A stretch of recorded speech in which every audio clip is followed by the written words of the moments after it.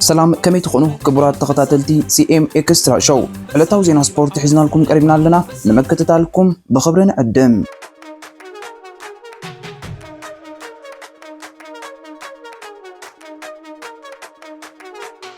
بمحبر كردن بشكلتا ناي حدا نت مركع زلو جراند بريكس والوني إرترا بنيام جرماي مسقدامو 4 بمقان دميقو زاني حدا معلت وددر كاب بليغ مكساب نابور ناي 200 مساسان 9 كيلومتر شفينا كم زفلت اذا مدرخ ب 2023 وددر اسبانياوي غونزالو سيناريو تعاويت نيرو ابز وددر نكلباتو وكيلو مساتو إرترا تقلدمت بنيام جرماي ينوكملو برهان بغانتو بتسبيت تغيرلو ماهتيوم توم أبالات إنتر مارشة أثناء أن زخونو بروفيشنال إرتراين تقلدم تزلون كمانان بقعتن زمزن مسموخ نقع أفليز بلس أوتا كم زخوني بأبو تسبسيبو كم زفلت هنا كن بنيامن كافة لما أبناي بشكل تاقعزو بمتهلا لغت بمبارم كأ كل إرتراوي بهان قوتاز تسبيو أبز جراند بريكس والوني إثيوبياوي كن فهيلا ميكائيل نفرم أوان تومكرو أبغو بوتاتكو د تراسستر ويربومنت دي إيرمينتون دي لاستاديله دي مؤركة أبر حكتات نايم 14 شو عدت 56 سنة بخلته كلتم زنبراد ما تنتم تقلادمتي زيادة زربحين يرن أبزود الدر فرنساوي أبال كلب توتال إنرجي جولين سايمون أمودا دربوتاي ترخبن أبزود الدر بيلجيوم ساسان شمونتين جيزي عوتا مزجبات له فرنسا شدوشة سا إيطاليا تمساسالي جيزي نيزرلاند جيرمن كأهني حموشة كلتا جيزي ببقوانو أبزود الدر تعويتنين بمسرت علم لخو درجة حزور مانتهم كأننا زود درك عوتو لي خليهم تباهيلهم تتقصوا إرتراوي أولمبيكا بنيام جرماي بشحن شو ميسامانان شعتنت بي بيلجماوي أرناو ديلايد ما بكتشحن شو عتم إساسا سيستن قال بيلجماوي تيم ويلنس بشحن 4 حمشنت بي كافل ما ودر دحرم جمارو كازاكستان وأبال كلباستانا جليب برويسكيسكي زركبهم سلسته تقدمت ناي استفلالي كلبات ناي مملق فتنتا كايدوم بزي مسرت قداميت وجله بيلجيماوين ارنو كلايس ميكائيل مافريتشيت ايثيوبياوي كن فايل ميكائيل سويزرلانداوي جان سومر زركبهم كسام 245 كيلومتر بحد تساليوم اب ساعه دما 4.6 فتنه نيروم بزي مسرت كابال كلب لوتوريستين زركبهم النابريو كسامو داتا ساليموم مس غزي قداميت وجله كابتوم اب دحري زنبر كركبوان اب كوحطوان انتفتنو زنبر غعزوغن فنس لزنبر بقلو حساب لبو ما يسمرلومن 10 كيلومتر استلعلو اسبانياوي زابير إساسا ناي كلب إيوكس كالتيل يوسي كادي فرنساوي بولا ميراناي ديكاتون إيجار لامون دياله دحر مودقتي زغطمم اتوما فصوم دخم زنبرو كم ابال كلبال بيسين ديكنيك ارون دوكستو تيفوم قداي كوينو نزع الدل كابتوم زمت مزو بنيام غرما هينوك ملو برهانن زركبوم غن زمت سبب كم زلو ستروديوم كمسلو نتا مودق زغاطملا كونتات بداتيوم زويروم سلازخونه غا ام نفسهم زوره غداتاي نبرن جرمناوي ايميل هيرزوغ دتي عدل تقيمون بينو انت فتنه زكالاي نبرن دحريقه ابال بيلجيماوي غانتا انتر مارشونتي جيورغ زيمرمان تصمبروم اتوددر كارسنو سماي عريغو ناي كلبال بيسن ديكنيك نيزرلانداو تيبور ديل كروسو ودر كزازم 12 كيلومتر مسترفو متقعد فتنه እታዝ ነበረቶም ሞት ዝተረዳአቶ ኣብ ቅድሚት ጉጅለ ካብ ዝመፁ ኤርትራዊ ብንያም ግርማይ ከዓ ቦታ ክሕስ ስለዝነበሮ ከይተወላወለዩ ኣብ ምድላው ኣትዩ نتربعت ساعة 41 دقيقة 16 كاليتين جزء زوسد جراند بريكس والو نقا أبزو ودرات فتسوم زي تقال إسبانيا وروجر أدريا ناي ريد بول هانس جروه نتقدر ماي موفي ستار أليكس أرامبرا فرنساوي كليمنت كامبوسو ناي أركيا بي إن بي هوتيل سرتيعو شامبيون نايت ودر كوينو كابلو تقدر دم تعلمنا بمقان أبكن ميتكوس إيرتراين كا عود ناي شو كاماليا مالت كتلا ماليا بمقان سموز وخل أولمبيكا وإيرتراو بنيام جرماي جزء خي كسر مبرر وعد رجع بمحز ودرو بسلام فتسمو بتمساس على 4 دقائق 16 كاليتين جزء دحرهينو كملو براند ما نبل 82 درجة بمحز ودرو زازيمو جراند بريكس والوني حافشانا إلى 180 شح يورو شلمات زلو حد كابتون كند تنافقي ودرات ناي بيلجيوم ناي حد معلت ودريو إرتراوي أمانيل جبر إكزابير ساتفو زلو مبل 84 حتام سكودا توردي لاكسمبرغ قداماي مدرخو تصافيفو أبزاب كتما لاكسمبرغ استأنجر ناي 258 كيلومتر حق الزنبرا كوينا قريبا بي سي اي ناي كلتا حيل فرس معك نزلو زور كاب كلتا شحن 4 تحيزو زيادة أما حبر قدم بشكلة تعلم تفلاتنت كوهابو كيلو عمتاو زكاير كوينو علو زبالو عبيتنا يولو تقررمتات تقليل يوز السلاسل عفلميت مدرخ ناي 22 ديجري سنتيغريد عقن زنبرو لو كوينو تمزجيبو اسلز كون خا تقررمتي اب ساعه 41.8 كيلومتر قلطافن يروم نتاكل تشح 555 متر براخ زنبرا خا تقررم تقديمهم نت بكروب حلايم توغايوم كمز فلت اب 2023 نزات ترر تعقبتات زتقلل زور سويزرلانداوي ماركيرچو تعاويتلو منبارو لومي عمت كنزا قندني حفشاوي زمالا منكون يوننا نمفلات امونغو ዝረከቦም ኣዝዩ ሓይል ክርፍስ ከም ዝህሉ መቸም ርድዩ ካብዚ ሓሙሽተ መድረኻት ኣብ ክልተ ከበድቲ ስንጭሮታት ዝህልው ውድድር ካብ ኣፍሪቃ ኤርትራዊ ተቀዳዳማይ ሊድል ትሬክ ኣማኑኤል ገብረ እግዚአብሔር ዝርከቦም ልዕሊ 115 ዝበፅሑ ተቀዳደምቲ ናይ ዝተፈላለዩ ክፍለ ዓለማት ድማ ከቲቶም ይርከቡ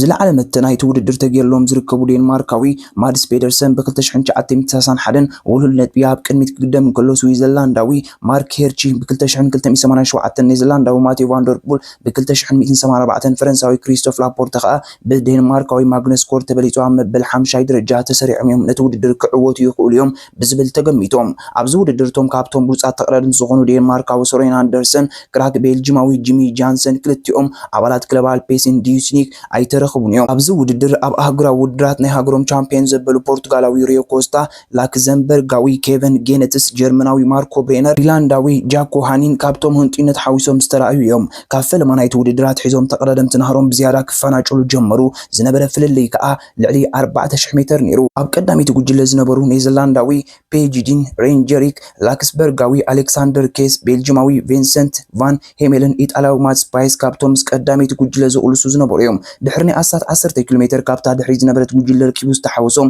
ጀርመናዊ ኒሊስ ፖሊት ናይ ዩኤኢ ኢማራትስ ከዓ ኣብ ቅድሚት ኮይኑ ክውጥጦም ጀመረ በዚ መሰረት ከዓ ነታ ሰዓበት ናይ ዓቐብ ዝተሰርዐት ኣብ 2024 ዝተኻየደ ሩዋንዳ ቻምፒዮን ዘበለ ኔዘርላንዳዊ ፔጂዲን ግዜ ከይወሰደ ሕንጻት ብምርጋጽ ምጻ ቀዲሙ ዝነበሩ ወሲካ ንነጥቡ ናብ 8 ተከባቢሉ ካልኣይ ኢጣልያዊ ማቲያ ባይስ 5 ነጥቢ ሳልሳይ ከዓ ቤልጂማዊ ቪንሰንት ቫን 2 ነጥቢ ኣኪቦም እቲ ኔዘርላንዳዊ ናይ ድኻም ምልክታት ኣይነበሮን ስለዝኾነ ከዓ ነተን ሰዓባ እውን በመልቃም ነጥቢ ኣብ ምእካብ ድሕሪ ኣይበለን ውድድር ክዛዘም ዝተቐረበሉ ንዑ ስለዘይምልክት ከዓ ነቶም ስፕሪንተራት ባይታ ገዲፉሎም ውድድር ብከምዚ ዝተገልጸ ዝቐጸለሉ እቲ ካብ ቀዳሚት ጉጅለ ከይተፈለየ ክዕዘብ ዝወዓለ ናይ አልፔሲን ዲክኒክ ቮላቲስታ ኔዘርላንዳዊ ቫንደር ፑል ዘለዎ ተመክሮ ተጠቒሙ እዩ ኣብ መወዳእታ ነቲ ኣብ 3 ሰዓትን 46 ደቂቃን 28 ካልኢትን ግዜ ዝተዛዘመ ውድድር ፈረንሳዊ ኣባል ክለብ ቪዝማ ሌስ ኤባይ ክሪስቶስ ላፖርተ ዴንማርካዊ አንድሪያስ ክሮን ናይ ሎቶ ዴስቲኒ ብግዜ ከይበለ ቀዳማይ ኮይኑ ውድድሩ ፈጺሙ ኣብዚ ውድድር ዝነኣድ ምንቅስቓስ ዘንጸባረቐ ኤርትራዊ ኣማኑኤል ገብረ እግዚአብሔር ከዓ 8 ካልኢት ግዜ ድሕሩ ውድድሩ መበል 80 ሒዙ ዛዚሙ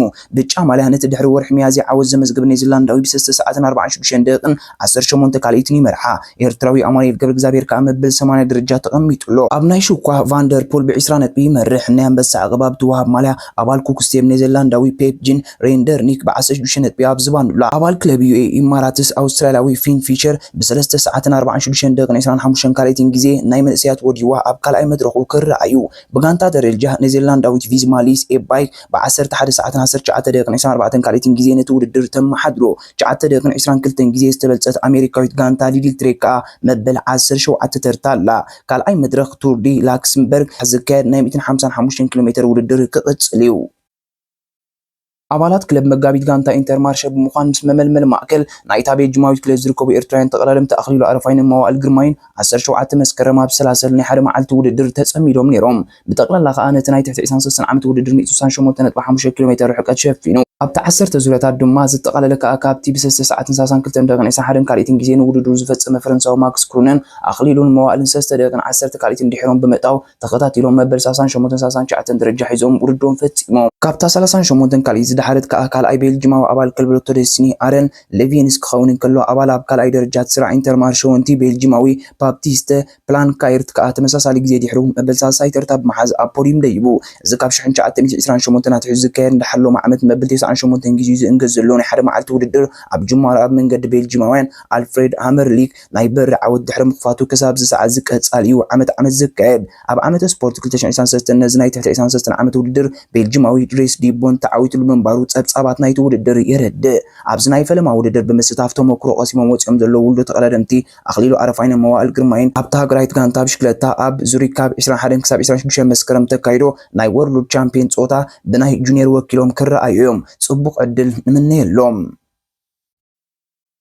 ኬን ትማል ሱሉስ 17 መስከረም ንዓርሞሽ ክለብ ባየር ሙኒክ ንክሮሻዊ ዲናሞ ዛግረብ ብገፊሕ 9-2 ኣብ ዝደሃኸትሉ ግጥም 4 ሹታት ከመዝግብ ከሎ ዓለቓ ጋንታ እንግሊዝ ድሕሪ መጋረጃ ናይታ ጋንታ ትነቢ ነይሩ ወዲ 31 ዓመት ኬን ጋንቱ ኣብ ካልኣይ ይብረ ለመሚላ ተጀሚራ ክትቅጻዕ ከም ትኽእልን ኣጠንቂቑ ኣትዩ ኣብዚ ጋጣም ንዘረቡ ሸለል ከበለት ኣባል ቡንደስሊጋ ጀርመን ቀዲምያ ኣብ ፈለማ ደቂቕ አንጻር ዲናሞ 2 ሹታት ብምዝጋብ ንተሰማዕነቱ ኣስሚራትሉ ንሱ ንዳዘን ኣብ ዝሃቦ ሓበሬታ ዘገርም ጸወታ ቀዳማይ ይብረ ናይ ብሓቂ ጽቡቕ ነይሩ ዕድላትና ተጠቂምና ኣሎ ካልኣይ እብረ ጽቡቕ ኣይጀመርናን ኣብ ሓደ ክልተ ካልእቲ ኩዕሶታት ተታሒዝና ኣብ ማእከል ሜዳን ከለና ግን ካብኡ ክንመሃር ግዜ ወሰደናን ግን እቲ ድሕሪኡ ዝረኸብናዮ ግብረ መልሲ ናይ ባሓቂ ጽቡቕ ነይሩ ባየር ሙኒክ ኣብዚ ዓመት ስፖርት ኣብ ኩሉ ውድድራት 100% ናይ ዓወት ክብረ ወሰን ኣለዋ ኣብዚ ናይ 317 መስከረም ዓወት ባየር ኣብ ግጥም ቻምፒየንስ ሊግ 9 ሹታት ዘመዝገበት ቀዳመይቲ ጋንታ ክትከውን ከላ ኬን ድማ ኣብዚ ውድድር ዝበዝሐ ሹታት ዘመዝገበ እንግሊዛዊ ኮይኑ እዚ ኮኸብ ተጻዋታይ ቶተንሃም ነበር ኣብዚ ዓመት ኣብ ኩሉ ውድድራት ኣብ 5 ጾታታት 9 ሹታት ከምዝግብ ከሎ ባቫሪያውያን ኣብ 2024-2025 ነታጽዋዕ ከልዕሉ እንተኮይኖም ብብዝሒ ሹታታት ከምዝግቡ ክግደዱ እዮም ኬን ዝመርሓ ባየር ሊግ ሰንበት ድሕሪ ቀትሪ ናብ ጾታ ቡንደስሊጋ ክትምለስ እያ 28 መስከረም ተኸታታሊ ቻምፒየን ሊግ ባየር ሌቨርኩሰን ከተእንግድያ ዝስዕብ ጾታ ከዓ ክልተ ጥቅምቲ ኣብ ካልኣይ ጾታ ቻምፒየን ሊግ ምስ ኣስቶን ቪላ ክትገጥም እያ ማድሪድ ዝሓለፈ ዓመት ክብረ ወሰን ዘናውሕ ምብል 15 ዋንጫ ኤውሮጳ ክትዓትር ከላ ድሕሪ 2 ዓመት ድማ ነቲ ፓሪስ ሴንት ጀርመን ጻንሑቱ ብምንዋሕ ዝድግፍ ስምባደ ድሕሪ ዝስማዕ ዝጓነፍ ሽግር ማዕልቦን ምግባርያ ብኡንብዋ ኣብዚ ናይ ሓለፈ ክረማት ምስ ስጋር ተጻወትን ዘለዎ ሃገፋት ንምምላእ ብዘይ ወዓል ሕድር ነቲ ኣብ ፈረንሳ ክጸንሕ ኣይደልኒ ብምባል ዝሓንገረ ወዲ 25 ዓመት ክሊያን ምባፔ ኣብ ሕቑፋ ብምእታው ኣፈሪማቶ ከም ዝዝከር ኣባል ሃገራዊት ጋንታ ፈረንሳ ክሊያን ምባፔ ንፒኤስጂ ወኪሉ ዘካየዶ 308 ጾታታት 250 ሾትታት ብምውጻር ኣብታ ጋንታ ታሪክ ሰኒድ እዩ እቲ ማሽን ሾቶ ዝብል ቅጽል ዝለግቦ ምባፔ ምስ ማድሪድ ኣብ ዘካየዶ ቀዳሞ 6 ጾታታት 4 ሹታት ብምዝጋብ ናብ ሱፐር ካብ ዩሮፕ ከመዝገበ ሓዊስካ 4 ሹታት ኣውፂሩ ኣውጌሮ ግን ቻምፒየን ሊግ ምዕቃብ ክንዱ ቀሊል ከም ዘይከውን ዋላውነት ሕጂ መስርዖም ዘሎ ዓለም ለኻው ደረጃ ዘለዎ ጥቃይ ከም ዘይምእምኦ ይረድ ሪያል ማድሪድ ክቆጥራ ዝኽኣለ ሰብ የለን ከምኡ ምባል ኣየድልን ምባፔ ምስ ኣብ ምጽምባሩ ዝዓበየ ስጋኣት ንኽገብራ ጥራዩ ዘገልግል ክብል ንጋዜጣ ስታክ.ኮም ወኪሉ ኣብ ዝሃቦ መግለጺ ኣውጌሮ ተዛሪቡ ቀጻሊ ብሉጻ መዝጋብ ሾቶ ላሊጋን ምዃን ዝከኣል ኣይመስለንን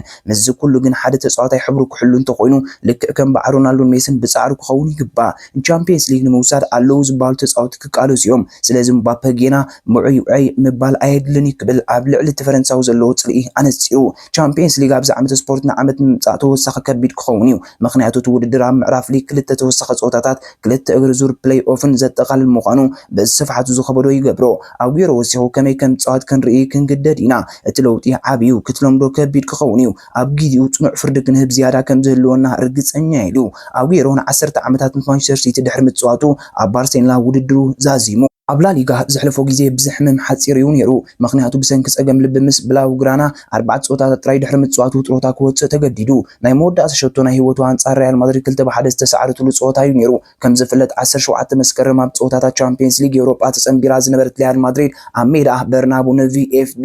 ዓዲማ ዝገበረቶ ጾታ 3-1 ተዓዊታ ኣብቲ ግጥም ምባፔ ሮዲገር ኤንሪክ ቅድምን ድሕሪን ሾቶታት ብምዝጋብ ነታ ጋንታ ክብራ ዓቂቦም ወጽዮም ሹትጋርት ነታ ካብ ስዕረት ዘውጻእታ ሸቶ እንዳቪዮ ኣብ 8 ኣቕጢርላ ኣሰልጣኒ ኤሪክ ተንሃግ ጋንቱ ሶሉስ ምሸት ንባርንሌይ 7-0 ብምስዓር ናብ 4ይ ዙርያ ዋንጫ ካራባኦ ተዛኒዩ ምሕላፉ ብዘረጋግጽ ኣገባብ እዩ ነቲ ናይ ትማል ምሸት ጾቱ ተዓዚቡ ራሽፎርድ ኣሌሃንድሮ ጋርናቾን ክርስቲያን ኤሪክሰን ነብሲ ወከፎም ክልተ ሾታት ከመዝግቡ እንከለዉ አንቶኒ ድባ ድሕሪ ሚያዝያ ንፈለማ እዋን ሸቱ ካብ ፍጹም ቅላዕ ዓቢሉ ብምርካብ ጾም ልጓም ፈቲሑ እዚ ብራዚላዊ ናይ ክንፊ ተጻዋታይ ኣብ ሜዳ ብዝገብሮ ቃልሲ ብርቱዕ ነቐፌታታት ክወርዶ ጸኒሑ እዩ ተንሃግ ድማ ኣብ ሰሙን ተጻዋቲ መሰል ምጽዋት ክረኽቡ ብለዎም ክብል ንኣተሓሳስቡ ኣብ ሕቶ ዘእተዎ ይመስል ራሽፎርድ ብኣግኡ ፍጹም ቅላዕ ንምሃብ ምውሳኑ እዚ ወዲ 24 ዓመት ተጻዋታይ ርእሰ ተኣማንነት ከዓቢ ገብሮ ኣኽኢሉ ድሕርቲ ተንሃግ ነዚ ኮኸብ ሃገራዊት ጋንታ እንግሊዝ ዝገብሮ ልግስኒ ኢዱ ተንሃግ ድሕሪ ዓወት ኣዚና ህርፋን ዘለና እምበር መጠን ሸቶ ጥሙያቲና ነርና እቲ መሰረታዊ ከዓ ነንሕዶም ኩዕሶውን ተቐባቢሎም እዮም ስጋይ ስጋኻ ኣብ ፍጹም ቅላዕ ተባሂሎም ብምባል ንዝነበሮም ርእሰ ተኣማንነት ጽባቐ ጾታና ነጺሩ ዩናይትድ ሮብ 25 መስከረም ዝካየድ ዕጫ ናይ 4ይ ዙርያ ካራባኦ መጋጥምታ ምስ መን ከም ትኸውን ክትፈልጥ እያ ቅድሚኡ ዘሎ 21 መስከረም ግን ኣብ ግጥማት ፕሪምየር ሊግ ዓዲ እንግሊዝ ሳልሳይ ግዚኡ ተኸታተል ዓወት ምዝጋብ ናብ ክሪስታል ፓላስ ብምጋሽ ናይ 5-8 ጾታ ከተሰላስለ እያ ኣብ ካልኣይ ተመሳሳሊ ዝተኸይረ ኣካል ናይ ዝግጥማ ስቶክ ሲቲ ንፍሊትውድ ብፍጹም ቅላዕ 2-1 ክትርሳዓን ከላ ብተመሳሳሊ ሳውዝሃምፕተን ንኤቨርተን 6-5 ፍላሙን ምስ ፕሬስቶን 1-1 ድሕሪ ምፍለያ ናብ ፍጹም ቅላዕ ኣቅኒዓ 16-15 ከዓ ድሂኻታ ብሬንፎርድ ሌይቶን 3-1 ክሪስታል ፓላስ ንኩስ ፓርክ ሬንጀርስ 2-1 ሼፊልድ ዩናይትድ ከዓ ንብላክፑል 1-0 ካብ ሜዳ ወጻኢ ረቲዓታላ ኤሲ ሚላን ብሸቶ ፑሊሲች ጅማሮኣ ከምቲ ዝተሓሰበ ኣይቀፀለን። ሊቨርፑል ብኣግኡ ኣብ ሳንሲሮ ተዘካሪ ዓውታ መስጊባ ኢብራሂሞ ኮናቴን ጀርጂል ቫን ዳይክን ሸቶ ክረኽቡ ከለዉ ዶሚኒክ ሶባዝላይ ድማ ሳብሴት ሸቶ ብምዝጋብ ሊቨርፑል ኣብ መሬት ኢጣልያ ብዓውት ክትወፅእ ኣኺልዋ። ፎንሴካ ኣብ ሚላን ካብ 4 ፀወታታት ስራሕ 5 ነጥቢ ጥራይ ብምዝጋብ ሽግር ዝመልኦ ጅማሮ ኮይኑ ድሕሪ ምጽናሕ ኣንጻር ሊቨርፑል ዝተገብረ ጥምጥም ድማ ነቲ ኣሰልጣኒ ጋንቱ ርእሰ ተኣማንነት ከም ዝጎደላ ክእመን ኣገዲድዎ። ተጻወቱ መደባት ካብ ምፍጻም ብዘይምኽኣሎም ብምንጽርጻር ኣብ እዋን ጾታ ናይ ኣእምሮ ሚዛን ከም ዝሰኣኑ ከሲሱ። ፎንሴካ ምስ ስካይ ስፖርት ኢጣልያ ዝገበሮ ቃለ መሕተት ኣንጻር ዓባይ ጋንታ ዝኾነት ሊቨርፑል ኢና ተጻዊትና ኣብ ምጥቃዕን ምክልኻልን ጽቡቕ ጀሚርና ኢና ድሕሪኡ ግን ካብ ፈለማ ጾታታት 2 ሸቶት ብምዝጋብ ነቲ ጾታ ቀይሮም ሞይሉ ተጨኒቕና ሩፍታሲ ኢና ምኽንያቱ ርእሰ ተኣማንነት ምስ ዝጎድል ሽግራት ነማዕብል እሞ ኣብ ልምድ ዝረዓምናዮም ክንደግሞ ስለንጽገም ነቶም ተጻወትቲ ኣብ ከምዚ ዓይነት ጾታ ጌጋታት ክትፍጽሙ ኣይትኽእሉን ኢሎም ማዕረ ማዕሪኡ ድማ ሊቨርፑል ኣብዚ ሕጂ እዋን ካባናን ላዕሊ ጋንታ ምዃና ንምእማን 20 ጽቡቓት ደቂቕ ዘይኮነ 70-89 ደቂቕ ኩዕሶና ንምጽዋት ክንሰርሕ ክንቀጽል ኣለና። ካልእ ሸቶ ድሕሪ ምዝራቕና እታ ድሕሪተን ሸቶታት ዓኒና ወፂና። ፎንሴካ ወሲኹ ራፋኤል ሊዮን ትሬንት ኣሌክሳንደር ኣርናልድ ካብ ስራሕ ወፃኢ ብምግባር ሸቶ ንምስጣቕ ዋላ እኳ እንተሓለነ እቲ ፖርቱጋላዊ ግን ካብ ኣከፋፈልቱ ዝኾነ ኣገልግሎት ዳርጋ ይረኽበን። ካብታ ዝነበረትና ንእሽቶ ግዜ ዘዳለናዮ ሓሳባት ነይሩ ንሌኣ እውን ኣንጻር የማናይ ተኸላኻሊኦም ከነቐምጦ ፈቲና ኢና እቲ ዘዳለናዮ ንራፋ ሓደ ብሓደ ኣንጻር መልኣኽ ስለ ዝነበረ ዳርጋ ይገበርናዮን። ኤሲ ሚላን ድሕርቲ ኣብ ቻምፒየንስ ሊግ ሊቨርፑል ዘጋጠማ ፍቑሰት ዝመልኦ ስዕረት ሚላን ሰንበት ኣብ ጸወታ ደርቢ ደላ ማዶኒና ኣንጻር ኢንተር ኣብ ሰርኣ ክትምለስ ብምዃና ተጻወትታ ጋንታ ዳግማይ ተጠኒፎም ዘለዎም ጸገማት ናይ ምዕራይ ግዜ ውሑድ እዩ። ክሳብ 3 ዓመት ምስታ ጋንታ ክጸንሕ ክታሞም ቢሩ ዘሎ ወዲ 51 ዓመት ፖርቱጋላዊ ፓብሎ ፎንሴካ ኤሲ ሚላን ኣብ ጻወታ ለውጢ ከተምጽእ ተስፋ ተገይሩ ዝርከብ ኣሰልጣኒ እዩ። እንተዘይኮይኑ ዕጩስ ዓመት ኣብ ዘይመልእ ግዜ ከም ናይ ቅድሚ ዓላምታ ጋንታ ዝነበረ ኢጣልያዊ ስቲፋኖ ፒዮሊ ከይከውን ስጋኣታት አንጸላልዮ ኣሎ። ቪላንስ ኣብ ስዊዘርላንድ ብዝረኣየቶ ብሉጽ ክእለት ኣብ ላዕለዋይ ደረጃ ኩዕሶ እግሪ ኤውሮጳ ከም ዝተመሰተ ኣፍሊጣ። ዩሪ ቴሌንማስ ጃኮብ ራምሲን ኣማዱ ኦናናን ብዘመዝገቡ ሸቶታት ኣስቶን ቪላ ልዕሊ ያንግ ቦይስ 3-0 ተዓዊታ ናብ ቻምፒየንስ ሊግ ብቅዲ ከም ዝተመሰተ ኣረጋጊጻ። ኣብ መጀመርታ ምስ ኣርቲፊሻል ሜዳ ስዊዘርላንዳዊት ጋንታን ምግጣም ሕማቕ ዕድል ኣብ ስታዲየም ዋንክፍሮፍ ኣስቶን ቪላ ዘጓነፈ መሲሉ እዩ። ይኹን እምበር ቪላውያን ኣብ መበል 27 ደቂቕ ብናይ ቴሌንማስ ጻዕሪ መሪሕነት ሒዛ ያንግ ቦይስ በታ ሸቶ ርእሰ ተኣማንነቶም ጎዲሉ ድሕሪ 11 ደቂቕ ድማ ጃኮብ ራምሰይ ካብ መሐመድ ዓሊ ካማራ ዓናዊ ሸቶ ድሕሪ መቁጣር 2-0 ጸወታ ክመርሕዎ ከኣሉ ተቐይሩ ዝኣተወ ጆን ዱራን ኣብ መበል 78 ደቂቕ 3-0 ክትዕወት ዝለዓለ ተራ ነይርዎ ንሱ። ኦማዱ ኦናና ኣብ 88 ደቂቕ ሸቶ ክቁፅር ኣበርክቶ ገይሩ። ኣብቲ መዓልቲ ዝተኻየደ ካልእ ግጥማት ቻምፒየንስ ሊግ ኤውሮጳ ስፖርቲንግ ሲፒ ንሊለ 2-0 ጁቬንትስ ንፒኤስጂ ኣይድሆቨን 3-1 ስዒረንአን። ክቡራት ተኸታተልትና ንሕጂ ሒዝናዮ ዝቐረብና ዕለታዊ ዜና ስፖርት እዚ ክትከታተልዎ ፀናሕኩም እዩ። ኣብዚ ቅፅል ምክትታልኩም ኣይተቋርፁ ካልእ እውን ስለ ዘሎ ተን 4 ሕግታት ሼር ላይክ ኮመንት ሳብስክራይብ ኣይትዝለልወን ወድሓንኩም